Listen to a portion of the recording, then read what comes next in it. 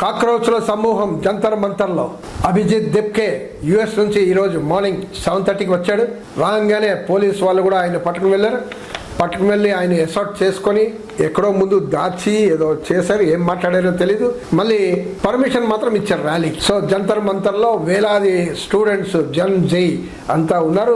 సోనం వాంగ్చుక్ కూడా అక్కడ ప్రవేశించాడు. వీళ్ళంతా ఏమంటే ఎడ్యుకేషన్ మినిస్టర్ ధర్మేంద్ర ప్రధాన్ రాజీనామా చేయాలి అని డిమాండ్ చేస్తున్నారు. ఎందుకంటే మనం చూస్తున్నాం ఈ నీట్ పరీక్షలు కానీ సిబిఎస్ఈ కానీ ఇలా చాలా పరీక్షల్లో లీక్ చేసి పేపర్ లీక్ అయ్యి సిస్టమ్ ఫెయిల్యూర్ చేసి చాలా మంది కొంతమంది చనిపోయారు, కూడా ప్రాణాలు కూడా ఇప్పించారు. కాక్రోచ్ జనతా పార్టీ ఎట్లా ఫామ్ అయింది ఇవన్నీ నా పాత వీడియోలో ఉంది, లింక్ డిస్క్రిప్షన్ లో పెట్టాం. అనేది ఆన్లైన్ లో సెటారికల్ గా కామెడీగా విట్టీగా అనేది ఫామ్ అయింది. ఇప్పుడు అది రియల్ గా ఓ షేప్ మూవ్మెంట్ షేప్ లో కూడా వచ్చింది, కనబడుతుంది. ఈ రోజు వేలాది మంది మనం జంతర్ మంతర్లో రావడం. సో వీళ్ళ డిమాండ్ పోస్టులని డిలీట్ చేయొచ్చు, మా ఇన్స్టాగ్రామ్ డిలీట్ చేస్తారు, వెబ్సైట్ లో డిలీట్ చేస్తారు, మా ట్విట్టర్ అకౌంట్ డిలీట్ చేస్తారు, ఓకే, కానీ మమ్మల్ని డిలీట్ చేయలేరు అనేది అభిజిత్ దిప్కే ఎవరైతే ప్రధానంగా ఈ ఫామ్ చేశాడో కాక్రోచ్ జనతా పార్టీ అనే పేరు మీద ఏదైతే ట్విట్టర్ ఫామ్ చేశాడో ఈ మూమెంట్ ని లీడ్ చేస్తున్నాడో ఆయన చెప్తున్నాడు.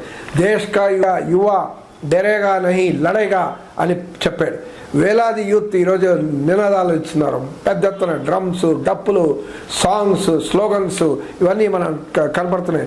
దీనికి ఖాన్ సార్ సపోర్ట్ ఉన్నాడు, బీహార్లో పెద్ద ఎడ్యుకేషన్, ప్రశాంత్ భూషణ్ సపోర్ట్ చేస్తున్నాడు, ధృవరాటే సపోర్ట్ చేస్తున్నాడు, అలాగే చాలా యువకులు మేధావులు కూడా ఈ మూమెంట్ని సపోర్ట్ చేస్తున్నారు. వీళ్ళు అనడం ఏమంటే మేము శాంతియుతంగా ప్రొటెస్ట్ చేస్తాం, మేము రాజ్యాంగ పరంగా చట్టపరంగానే ఉంటాం.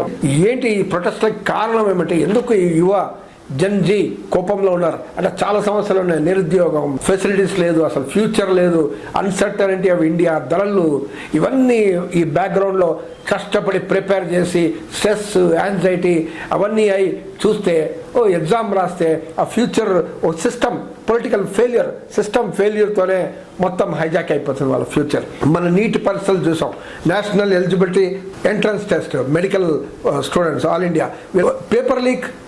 ఒకసారి 10 సంవత్సరాల్లో 5 సార్లు పేపర్ లీక్. 3rd జనవరి రాసిన ఎగ్జామ్ మొత్తం పేపర్ లీక్ వల్ల మళ్ళీ క్యాన్సిల్ అయింది. ఇప్పుడు జూన్ 21 అని పెడుతున్నారు. అంటే చాలా కష్టపడి ప్రిపేర్ చేసి ఒక మొత్తంలో రాసిన తర్వాత మళ్ళీ ప్రిపేర్ అవ్వడం అంటే ఇది అనేది ఆ జోషు, మూడ్ అనేది పోతుంది స్టూడెంట్స్లో. ఏమంటే ఈ కోచింగ్ సెంటర్లు ఏదైతే ఈ లీక్కి కారణమైన సెంటర్లు వాళ్ళపైన ఎవరు ఇప్పటి వరకు బయట రాలేదు, ఒక్కరిని కూడా అరెస్ట్ చేయలేదు, అఫీషియల్స్ అరెస్ట్ కాలేదు, ఎవరు రిజైన్ చేయలేదు ఇప్పటి వరకు.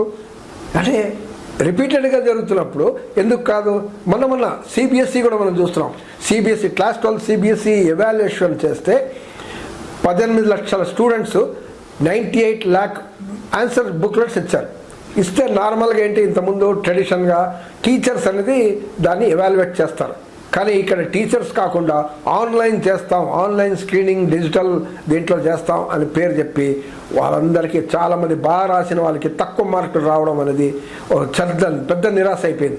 చాలా హై స్కోరింగ్ వాళ్ళు కూడా తక్కువయ్యారు, కొంతమంది బాగా రాసిన వాళ్ళు ఫెయిల్ అయ్యారు. ఇవన్నీ మనం చూస్తున్నాం. ఒకసారి జరిగిందా అంటే లేదు. ఎవరికి ఇచ్చారు ఈ కంపెనీ? కోఎంట్ ఎడు టెక్ అని ఒక కంపెనీకి ఇచ్చారు ఈ స్కానింగ్ చేసి రిజల్ట్ ఇమ్మని. అది యాక్చువల్లీ ఆ కంపెనీ ఒరిజినల్ కంపెనీ గ్లోబరైనా టెక్. ఆ గ్లోబరైనా టెక్ ఇంతకుముందు ఇలాంటిదే ఫెయిల్యూర్ అయితే అది దాన్ని అసలు బ్లాక్ లిస్ట్ చేశారు. బ్లాక్ లిస్ట్ చేస్తే ఆ కంపెనీ పేరుని మార్చి కోఎంట్ ఎడు టెక్ అనే పేరు మీద వచ్చి మళ్ళీ కండక్ట్ చేశారు. మళ్ళీ పేపర్ లీక్, మళ్ళీ ఎవాల్యుయేషన్ ప్రాబ్లమ్స్, ఇవన్నీ. అంటే పేరు మారిస్తే వాళ్ళకే ఇస్తారా కాంట్రాక్ట్? ఎంత దారుణం అంటే యూపీలో చూస్తున్నాం మనం. వరుసగా చూస్తే యూపీలో చాలా పోలీస్ ఎగ్జామినేషన్స్ చాలా ప్రాబ్లమ్ లీక్ అయ్యి చాలా ప్రాబ్లమ్స్ వచ్చాయి. ఎంపీలో అయితే మనకి ఎంత వ్యాపమ్స్ కానీ చాలా ఫేమస్ డెజన్స్, అన్ని ఎగ్జామ్లు ప్రాబ్లమ్సే. 2017లో ఎస్ఎస్సి ప్రాబ్లం, 2018లో సిబిఎస్ఈ లీక్, 2024లో యూజీసీ నెట్ ఇవి కూడా లీక్. అంటే ఈ నేషనల్ టెస్టింగ్ ఏజెన్సీ ఫిజికల్గా చేయాల్సిన పనిని అవుట్సోర్స్ చేసి ప్రైవేట్ కంపెనీ ప్రింటింగ్ ప్రెస్లకు ఇవ్వడం వల్ల ఆ లీక్ అయ్యి ఇప్పటి వరకు ఇలా జరుగుతున్నాయి. మరి ఎవరో బాధ్యత వహించాలి కదా అని స్టూడెంట్స్ అంటున్నారు, అపోజిషన్ పార్టీస్ కూడా అంటున్నారు. ఎవరు ఇప్పటి వరకు అరెస్ట్ కాలేదు. సో ఈ ప్రొటెస్ట్ కాక్రోచ్ పేరు మీద ఒక పెద్ద ఉద్యమం వచ్చింది. జెన్జీలో ఒక అవేర్నెస్ అనేది మనకు కనబడుతుంది. వాళ్ళు ఒక డెమోక్రటికల్ గా పీస్ఫుల్ గా ఒక డిమాండ్ అనేది పెట్టారు. ఈ ఎగ్జామ్స్ కి కారణమైన మినిస్టర్ రిజైన్ చేయాలని వాళ్ళు చెప్తున్నారు, కోరుతున్నారు.